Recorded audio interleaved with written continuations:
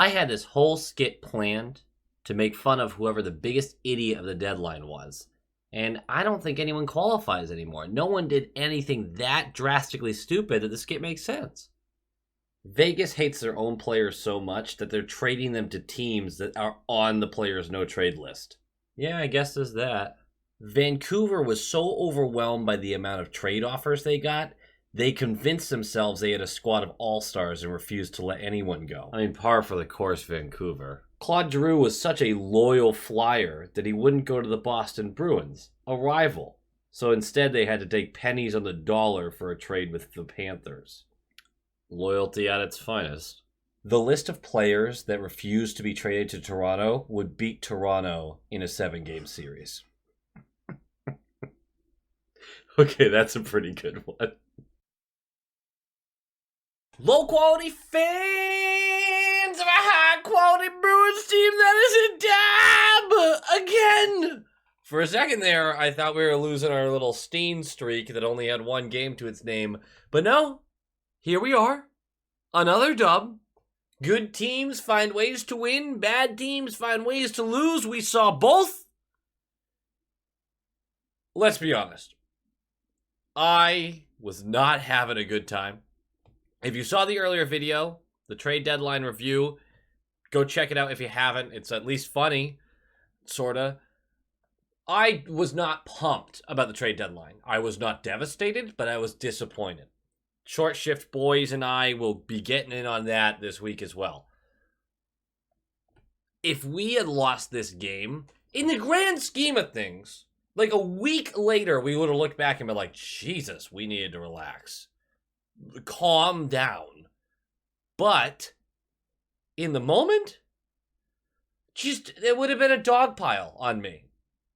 Look at what other franchises are dealing with. And me, little sensitive me is sitting here. I didn't get multiple superstars at the trade deadline, and then I lost to the Habs by a goal, and we got goalied. Pathetic. But we won. So I just get to be smirking and, fuck the Habs and best team playing the parade. Duck boats, baby! I'm not really sure where I was going with all of this, but I bet you guys were nervous too. I bet you guys were avoiding social media because you did not want to see the awful takes that were going to come out had we not won that game. And it all would have been about secondary scoring. It all would have been about the trade deadline. It all would have been fire Sweeney, this, that, and everything. But because we won in overtime, which is a coin flip at best, we get to sit here and go, nailed it. Meant to do it the whole time. That's how we drew it up. Got it? Woo! We also swept the Habs. I believe that's our final game against the Habs. I believe we had 3 against them. And we swept them, which is always fun. For obvious reasons. They are a different team this game than they've been the previous 2.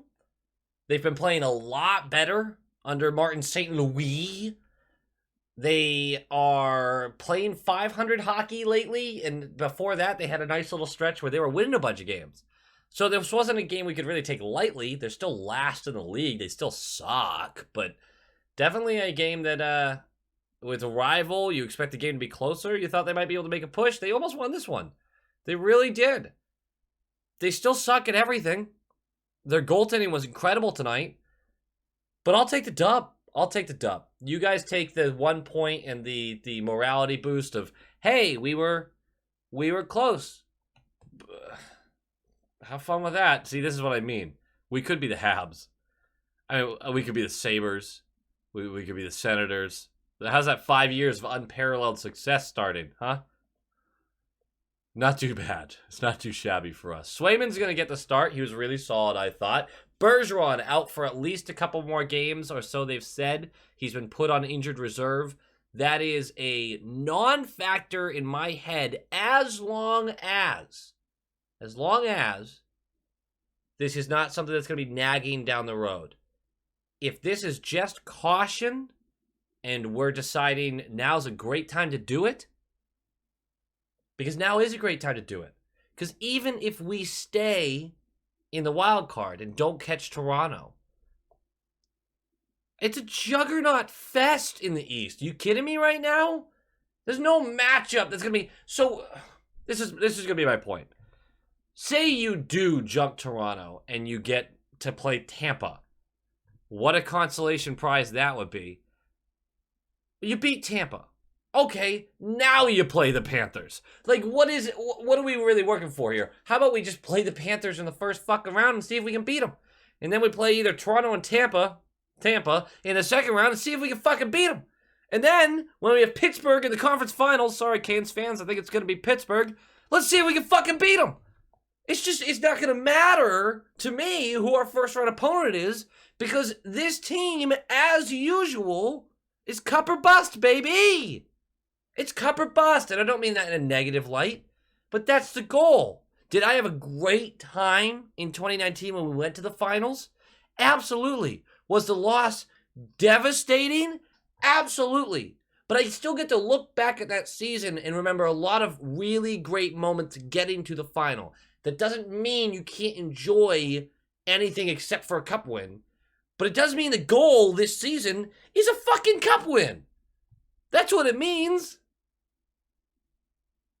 That's my big point, is let's not push to get Bergeron back so soon so he can climb one spot in the standings and still face an absolutely terrifying team across the ice from us in round one. It's going to be that way anyway. Stud, who was a game time decision for this one, Studnicka, he ended up taking over Bergeron's slot on the first line center position. The rest of the lines would remain the same. Stud might have wanted to sit this one out. I didn't think he was moving as well as he did in the previous games that he played. I don't think he was bad, but he certainly wasn't a game changer by any means. Marchand was carrying that line, and DeBrusk had some nice moments too. But Marchand, even with the bad that happened, he did have a lot of good. Puck drops! Game was lame. It really was. Most of the game, not as fun to watch as I thought. First 10 minutes was some thrashing bodies, so I was like, ooh, this is a rough and tough one. Nah, it was not a good game in most of the entertainment value, at least for me personally. But 55 seconds in, Romanov is going to go for cross-checking. Kind of a weak cross-checking call, if I do say so myself, but we do nothing with the power play. Kind of a bad power play. And then 13 minutes left. You can't call that, was my initial reaction to this. Marchand for tripping, but to me it looked like he stripped the puck away, and I mean, the guy tripped over his stick. Thank God we have replay. It's a good reminder that I'm not a referee, because he absolutely tripped him. Good kill, Marchand out of the box. We have possession. Howla, Marchand, 2-on-1. No dice, but DeBrusk is going to pressure and force a high lob clear attempt. Clifton's going to catch it in the line, put it down, send it to the net. Howla accepts it. I believe this was a shot at net, but Howla grabs it and just punches it forward to Marchand. Jake Allen can't react fast enough. It's a wide open net for Marshy. That's 1-0. We're midway through the first. We are out shooting them by a ton. One goal in my head was all it took for me to go, win! We got the dub! It's over! I mean, I knew we weren't going to, like shut them out, but I kind of thought we were. 6 minutes remain in the period. We're going to go to the power play. Marchand is tripped. I can't believe we don't score on this. Possession for days. We got Sauce ripping back and forth. The shots going in on Allen. We're looking like a spicy machine out there. We can't buy one. Period's going to end 1-0. Second period is bullshit. I don't want to talk about it, but I have to. 5 minutes in, DeBrusk is going to go for a pressured breakaway, forced to shoot early. Allen makes a save. It goes back the other way because we made a change during that breakaway. Drouin is going to get a breakaway of his own, and this is going to be a true breakaway. Except for McAvoy catches up. Perfect stick lift from behind. Prevents the shot completely. No penalty on the play. Huge kill there. And then 11-11. Make a wish. Left of the period. Pressure from Montreal, which good for them, is a delayed penalty. And Savard just rushes down the right side. And he's going to cut in front of Clifton. He gets behind Frederick and just backhands it on net. It takes a good bounce and over sway. That's 1-1 on a play that never should have gotten in the back of the net, I don't think. Frederick should have been in front of him. That was a mistake. Clifton, I'm not sure how much I can blame him on this. He stepped up, but he didn't really get in the way. The slot was given up a little too easily. But this is a backhander you live with. That's just a really good bounce. Like, you don't live with the positioning, but What are you going to do right there, right? So, not great play in front of Swayman. Bad bounce gets in the back of the net. It's 1-1. I'm so confident we're winning this game. I'm so confident. 6 minutes remain in this period. Grizz is going to go for interference. And we kill it, but it's because of Swayman. It's 3 to 4 shots on net. Huge saves made by him. This was terrifying. The most terrifying thing about it, though, is you're reminding yourself as Sway is making big save after big save that you've put yourself in a position that it's just one bounce away. One bounce away, you could lose this game. 40 seconds left. McAvoy gets tripped. We go to the power play. Don't do anything in the 40 seconds. Third period starts. 1:13 in.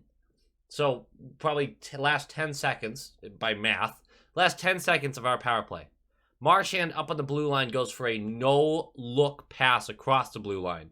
There are 2 Canadians there. Armia is the one who intercepts. It's a 2-on-none the other way. Armia goes, no. I got this. And boy, does he. Quick little move in front of Swayman. Brings it onto the forehand and Sniper-Rooney and cheese glove. That is some top-shelf cheddar. That was up with the cookie jar. My God. Not a lot you can do about that. Swayman has to deal with a 2-on-none. Brutal. Brutal start. It's a shorthanded goal. Marchand just feels like a total donkey, which he should after that. And we're losing to the god dang Canadians with about 18 and a half minutes to go. I still felt like we were going to win. 10 minutes remaining. Cofield for hooking. Power play time. And it's awful. And we don't score on it, which is the main reason it's awful. And we're going down to the wire. Ford F-150, final 5. We're in it, baby. And we're down by a goal. To the fucking Habs. But we make it work. Good teams find ways to win. And this was a breakdown defensively by the Habs. 3 minutes left. It's a contested entry into their zone on the right wall. It gets punched forward to Smith. Smith sees bodies coming through the slot, flings it over there, and it's Cliffy fucking hockey, man. Cliffy hockey. And this is a bouncing, barreling puck. This was hard to settle. He ends up hitting it with his leg down, gets it on the stick, and instead of going short side, because Allen, with that time, Allen was quick with his movements tonight. With that time it took him to settle the puck, Allen's already across. But here's the thing, he's across with force. He can't go back the other way. Cliffy knows this. Goes low glove side, far side on him.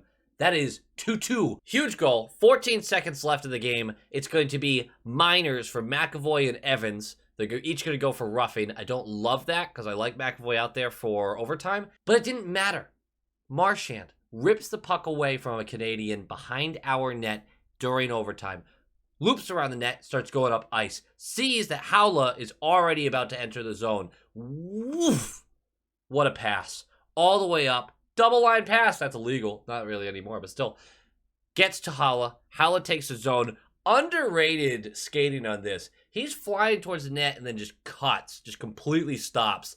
Defender goes flying past him. Tries to reach with a stick. Slides. Loses his skates. Embarrassing. Sends it back to Marchand, who beat his defender up the ice. He's got all the time in the world in the slot, and he fakes it. And I gotta tell you, I bit. Everyone bit on that pump fake. Everyone. Allen comes out deep, deep, deep. He's just gonna fake it, go around him, throw it into the empty net. Huge goal. Makes up for the mistake he made earlier to give up that second goal. We'll take it. And that's a dub. And now we are tied with Toronto, although they have a game in hand, and a point behind Tampa.